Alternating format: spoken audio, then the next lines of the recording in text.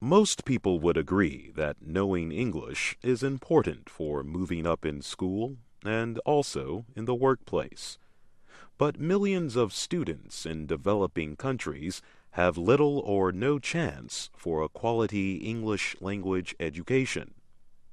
This is especially true in Indonesia, the world's fourth most populous country. Indonesia has hundreds of languages and ethnic groups spread across thousands of islands. For most people, the Indonesian national language is also a second language.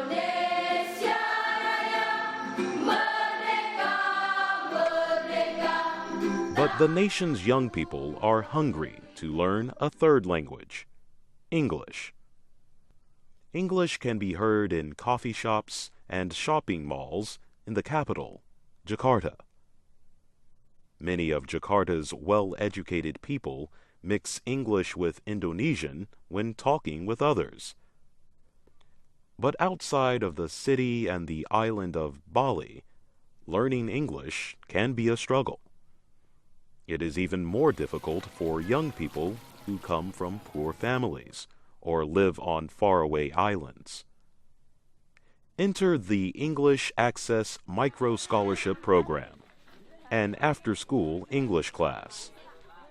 Known simply as Access, the program receives money from the United States Department of State. Access provides 2 years of free English classes to needy young people around the world. One of the largest Access programs is in Indonesia, with about 1,000 students.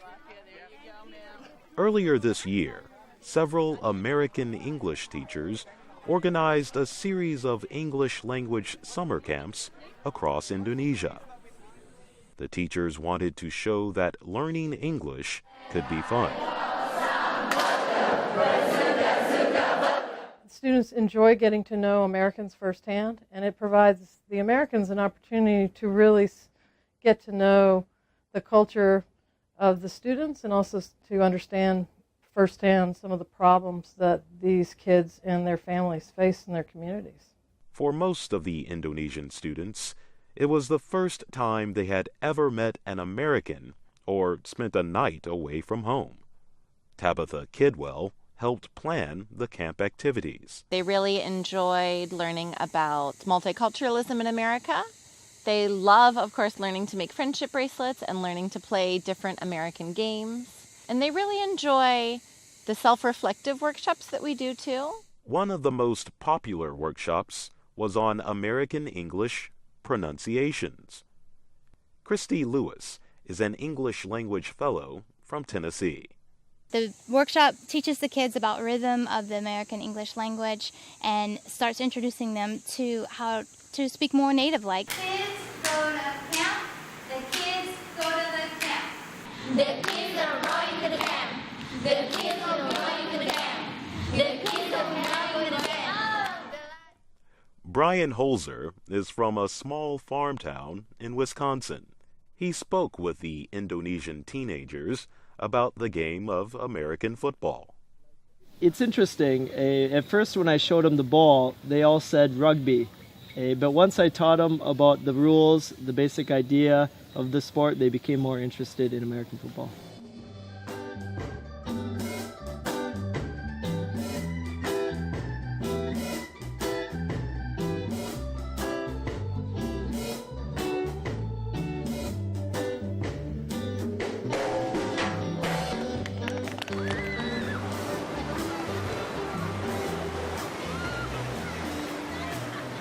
So one of the things that we do here in Indonesia is we sing a lot at our Access camps. The kids absolutely love to sing, and they love learning new songs. Thumbs up! Thumbs up! Elbows back! Elbows back! I'm singing the rain. Just sing in the rain. What a glorious feeling. I'm singing. The campers closed a long day of activities with a campfire. Faisal Zakaria is an English teacher from Banda Aceh. in Indonesia's northwest. He studied in the United States on a Fulbright exchange program. He hopes the camp will motivate his students to dream big and be more open-minded. I see my lecturers, my teachers, graduated from American University, and they talk about America's traveling here and there, and it really makes me like, if he could do it, I can do it. Shoot for the moon. Even if you fail, you land among the stars.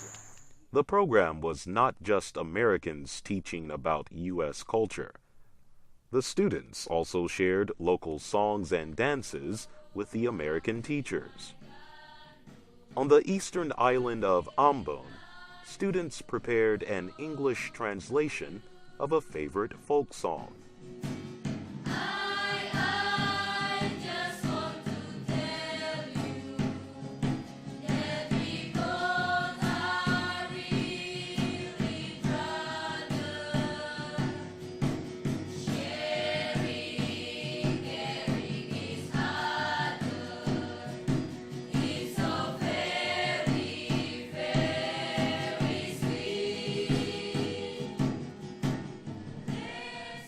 The camps lasted only 3 days, yet some teachers noticed a change in their students during that period. Mutiati Ranti is a lecturer at the University of Indonesia. She helped plan the camps. She says one of the goals was to assist mutual understanding between Americans and Indonesians. Before the camps, the kids might have thought that Americans are difficult to approach. They are superiors to others, and they might have negative opinions toward Muslims. But through the experience during the camps, then they know that Americans are just like them. Through the interactions during the camp, then they learn that Americans are very friendly, and that what they thought earlier was wrong. I wanted to thank Access because honestly, before I joined Access, I really hate English because I always get remedial in my subject in my school about the English, and I don't know. After I joined Access, I completely changed, and I don't know why, but I like it. I like English, and I realize about how important that for me.